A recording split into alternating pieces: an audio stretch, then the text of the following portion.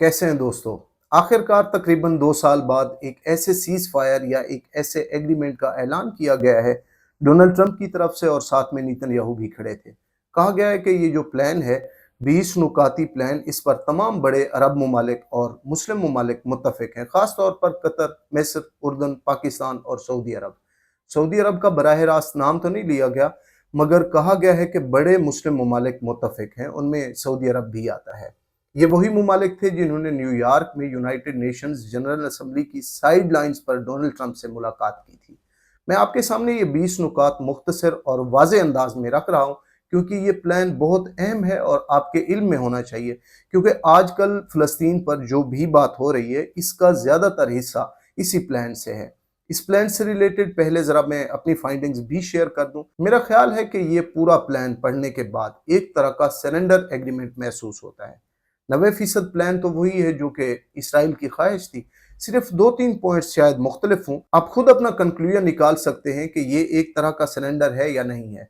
अब number wise इन तमाम points को डिस्कस करते हैं और देखते हैं कि इस एग्रीमेंट में है क्या, जो आजकल सोशल मीडिया पर बहुत ज़्यादा फैला हुआ है। इस एग्रीमेंट का पहला पॉइंट यह है कि गजा को डी रेडिकलाइज किया जाए, टेरर फ्री जोन करार दिया गया, यहाँ से असला ख़त्म करार दिया गया और ऐसा जोन बनाया जाएगा जो अपने हमसायों के लिए यानी इसराइल के लिए कोई ख़तरा ना हो। इसका दूसरा पॉइंट यह है कि गजा को रीडिवेल्प किया जाएगा। वहाँ की रीडिवेलपमेंट लोगों के फ़ायदे के लिए होगी, ना कि हमास या किसी और ऑर्गेनाइजेशन के लिए। यानी टनल्स जहाँ हमास रहती है उनको ख़त्म कर दिया जाएगा और वार फैसिलिटीज़ वहाँ नहीं होंगी। दोस्तों, इस एग्रीमेंट का तीसरा पॉइंट यह है कि अगर दोनों साइड्स यानी फ़लस्तीनी और इसराइल एग्री करें, मुत्तफिक हों, तो फ़ौरन हॉस्टिलिटीज़ बंद कर दी जाएंगी। इसराइली फोर्सेस जहाँ पहले खड़ी हैं वो थोड़ा पीछे हट जाएंगी। गजा का कुछ हिस्सा अब भी ऑक्यूपेशन में रहेगा, मगर बाज़ जगह पीछे हटकर होस्टेजेस की रिहाई मुमकिन बनाई जाएगी। इस दौरान कोई बड़ा ऑपरेशन या बमबारी नहीं होगी, एक तरह का फ्रीज रहेगा और दोनों तरफ से फायरिंग बंद होगी, जबकि इसराइल मरहलावार पीछे हटेगा। इसका चौथा पॉइंट यह है कि 72 घंटों के अंदर ऐलान होगा कि दोनों फ्री कैंप पब्लिकली इसको एक्सेप्ट करते हैं या नहीं, यानी इसराइल और हमास। बाज़ाहिर तो नेतन्याहू ने कहा है कि हम इस प्लान के साथ हैं, जबकि हमास ने कहा है कि वो उसे पढ़ रहे हैं। अगर एक्सेप्ट किया गया तो 3 दिन के अंदर होस्टेजेस को रिहा किया जाएगा, जिंदा और मुर्दा दोनों वापस किए जाएंगे। दोस्तों, इसका पांचवा पॉइंट, इस एग्रीमेंट का पांचवा पॉइंट यह है कि जब हमास तमाम होस्टेजेस को रिलीज कर देंगे तो इसराइल 250 फलस्तीनी कैदी जिन पर लाइफ सेंटेंस था उन्हें रिहा करेगा। तकरीबन 1700 वो औरतें और बच्चे जो 7 अक्टूबर के बाद गिरफ्तार किए गए थे उन्हें भी रिहा किया जाएगा। हर इसराइली जो हमास की कैद में मारा गया था उसके बदले में इसराइल गजा के अफराद की लाशें भी वापस करेगा। एक इसराइली के बदले 15 फलस्तीनी की शराइत का तज़किरा हुआ है। इसका छठा पॉइंट यह है कि जब हमास तमाम होस्टेजेस को रिहा कर देगी तो हमास अपने आर्म्स यानी असला छोड़कर पीसफुल को एग्जिस्टेंस के लिए इसराइल से राजी हो जाएगी, जंग छोड़ देगी, किसी भी किस्म के हथियार उठाने से तौबा करेगी और गजा में रहने वालों को एमनेस्टी यानी तहफ़्फ़ुज़ दिया जाएगा। और जो लोग हथियार नहीं छोड़ेंगे उन्हें पीसफुल एग्जिट करने का सेफ पैसेज दिया जाएगा ताकि वो खामोशी से कहीं और जा सकें। दोस्तों, इसका सातवां पॉइंट यह है कि upon acceptance of this agreement यानी इस मुआहदे को कबूल करने के बाद गजा में ह्यूमैनिटेरियन एड के इमदादी सामान के बड़े काफिले दाखिल होंगे। खाने पीने, इलेक्ट्रिसिटी और रोजाना लाखों ट्रकों की मिकदार में इमदाद पहुंचाने की बात की गई है, जैसा कि पहले जनवरी 2025 के ट्रंप मुआहदे में तय पाया था।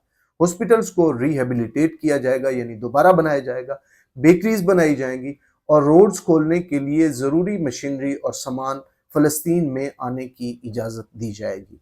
इसका आठवां पॉइंट, जो एड आएगी वो हमास या किसी मकामी सियासी पार्टी के ज़रिए नहीं, बल्कि यूनाइटेड नेशंस, रेड क्रेसेंट और एफिलिएटेड इंटरनेशनल एजेंसीज के ज़रिए आएगी। इमदाद की तकसीम इंटरनेशनल असूलों के मुताबिक होगी, किसी पार्टी का उसमें दखल नहीं होगा। इसका नामा पॉइंट यह है कि गजा को एक ट्रांजिशनल गवर्नमेंट के तहत चलाया जाएगा। आरजी गैर सियासी टेक्नोक्रेट्स पर मुश्तमिल हुकूमत जिनके नुमाइंदे गजा और फलस्तीन से होंगे, मगर उनका ताल्लुक वेस्ट बैंक के फलस्तीनी अथॉरिटी यानी महमूद अब्बास वगैरह से नहीं होगा। उस हुकूमत को एक इंटरनेशनल बॉडी सुपरवाइज करेगी जिसे डोनाल्ड ट्रंप ने बोर्ड ऑफ पीस कहा, यानी अमेरिका और इसराइल इसको सुपरवाइज करेंगे। दोस्तों, इसका 10वां पॉइंट बहुत अहम है इसके मुताबिक गजा में एक खास इकोनॉमिक जोन बनाया जाएगा। गजा के साहिल के मुताबिक बीच पर तकरीबन 25 मील लंबा जोन जहां इंटरनेशनल इन्वेस्टमेंट आएगी और इकोनॉमिक एक्टिविटीज होंगी। इसमें वाज़ेह नहीं लिखा कि गजा के लोग इसके मालिक या बेनिफिशरीज होंगे या नहीं, मगर डेवलपमेंट का वादा किया गया है। दोस्तों, इस एग्रीमेंट का 11वां पॉइंट यह है कि इस प्लान में कहा गया है कि किसी को गजा से जबरन नहीं निकाला जाएगा। हाँ, जो जाना चाहें उन्हें जाने दिया जाएगा और उसका वापस आने का हक भी बरकरार रखा जाएगा। अरब ममालिक ने आखिरी वक्त में ये शिक शामिल करवाई है। लोगों को रहने का हौसला दिया जाएगा ताकि वो इस मौके से फायदा उठाएं। 12वां पॉइंट यह है कि हमास और दीगर फिक्शंस रीबिल्डिंग में किसी तरह का रोल नहीं रखेंगे। तमाम military groups, tunnels, weapon production facilities वगैरह तबाह कर दी जाएंगी और दोबारा नहीं बनाए जाएंगी। ये एक डीमिलिटराइज्ड जोन होगा और हथियारों का मुस्तकिल तौर पर वहां से खत्म करने का इंटरनेशनल सिस्टम बनाया जाएगा और इस अमल की इंटरनेशनल इंडिपेंडेंट मॉनिटरिंग भी होगी। दोस्तों, अब बात करते हैं इस एग्रीमेंट के 13वें पॉइंट की, जिसमें कहा गया है कि अरब और मुस्लिम ममालिक की जिम्मेदारी होगी कि वो गजा को कायल करें कि ये 20 नुकात पर अमल करें। यानी ये ममालिक यकीन दहानी कराएंगे कि नया गजा इसराइल के लिए कोई खतरा नहीं होगा। और इसका 14वां पॉइंट ये है कि इंटरनेशनल स्टेबलाइजेशन फोर्स ISF कायम की जाएगी। ये एक ऐसी फोर्स होगी जिसमें मुस्लिम और गैर मुस्लिम ममालिक के फौजी शामिल हो सकते हैं। ISF अमन और स्टेबिलिटी बरकरार रखने, डीमिलिटराइजेशन के बाद प्रेजेंस और होस्टेजेस की रिलीज के दौरान अमन कायम रखने और नई फलस्तीनी पुलिस को तैयार करने का काम करेगी। इस फोर्स का काम यह होगा कि गजा में आने वाले मटेरियल रीबिल्डिंग के लिए इस्तेमाल हो, ना कि हथियारों के लिए। और इस एग्रीमेंट का 15वां पॉइंट यह है कि ISF इसराइल और इजिप्ट यानी मिस्र के साथ मिलकर बॉर्डर एरियाज सिक्योर करेगी और नई फलस्तीनी पुलिस फोर्स की ट्रेनिंग की निगरानी करेगी। ISF ये भी यकीन दहानी कराएगी कि जो रिलीफ मटेरियल आ रहा है वो सिर्फ इंसानों की फलाह बहबूद के लिए इस्तेमाल होगा और इमारतें वगैरह बनाने के लिए इस्तेमाल होगा, ना कि हथियार बनाने के लिए। इस एग्रीमेंट का 16वां पॉइंट यह है कि इसमें वाज़ेह लिखा गया है कि गजा ना तो परमानेंट ऑक्यूपेशन में होगा और ना ही इसका किसी के साथ इल्हाक होगा। इसराइल कोई हिस्सा मुस्तकिल अपने पास नहीं रखेगा। ISF वहां कंट्रोल और अमन की जिम्मेदारी लेगी और इसराइली फौज के निकलने के काम और वक्त ISF के साथ ही तय होगा। यानी step by step Israeli withdrawal और ISF का टेक ओवर होगा। इसका 17वां पॉइंट यह है कि जब तक ISF और इंटरनेशनल ऑब्जर्वर को यकीन ना हो कि गजा मुकम्मल तौर पर तहफ़्फ़ुज़ में है और नई जंग का खतरा नहीं है, इसराइली फोर्सेस एक छोटे से बॉर्डर एरिया में मौजूद रह सकती हैं। इसराइली फोर्सेस की मौजूदगी की मुद्दत तवील हो सकती है। अगर हमास इस डील को रिजेक्ट करती है या डिले करती है 72 घंटों से, तो इसराइल अपनी तरफ से मिलिट्री ऑपरेशंस कर सकता है, मगर ह्यूमैनिटेरियन एड फिर भी ISF के जरिए जारी रहेगी। दोस्तों, इस मुआहदे का 18वां पॉइंट ये भी बहुत अहम है। इसमें बताया गया है कि इंटरफेथ डायलॉग का प्रोसेस शुरू किया जाएगा मुसलमानों और यहूदियों के दरमियान और फलस्तीन और इसराइली मुआशरों में बातचीत का अमल। मकसद दोनों कम्युनिटीज के जहनों को अमन से एक साथ रहने की तरफ ले जाना और अमन के फवायद पर जोर देना है। दोस्तों, इस मुआहदे का 19वां पॉइंट यह है कि जब गजा की दोबारा तामीर और फलस्तीनी अथॉरिटी में रिफॉर्म्स मुकम्मल होंगी तो फलस्तीनी खुद मुख्तारी और रियासत का काम शुरू किया जाएगा।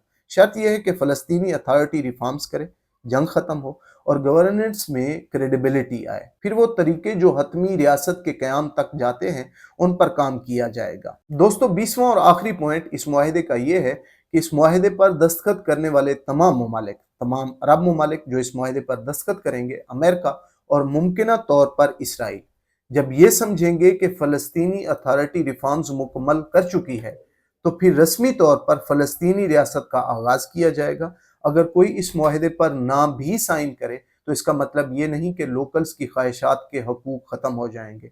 शर्तें पूरी होने पर फ़लस्तीनी रियासत का अमल शुरू होगा। तो दोस्तों, ये थे इस एग्रीमेंट के 20 नुकात। मेरे मुताबिक तो ये 20 नुकात सिर्फ और सिर्फ हमास को सरेंडर करने के लिए किए गए हैं और फ़लस्तीन पे मुकम्मल तौर पर अपना कंट्रोल हासिल करने के लिए किए गए हैं।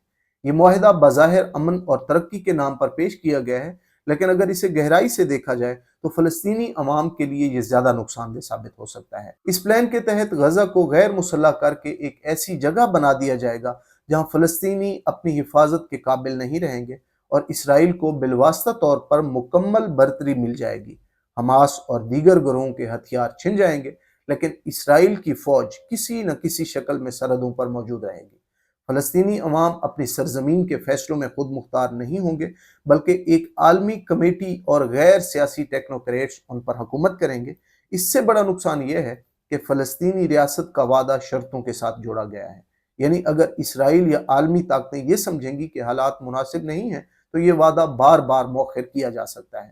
اس طرح فلسطینی عوام کو امن کے نام پر اپنی مزاحمت چھوڑنی پڑے گی، اپنی آزادی کا خواب ٹلتا رہے گا اور ان کے سیاسی حقوق مزید کمزور ہو جائیں گے۔ یہ معاہدہ فلسطینیوں کے لیے ایک منصفانہ حل کی بجائے دراصل ان کی جدوجہد آزادی کو ختم کرنے کی کوشش دکھائی دیتا ہے۔ اپنا خیال رکھیے گا، اگلی بار پھر ملتے ہیں کسی اور دلچسپ موضوع کے ساتھ۔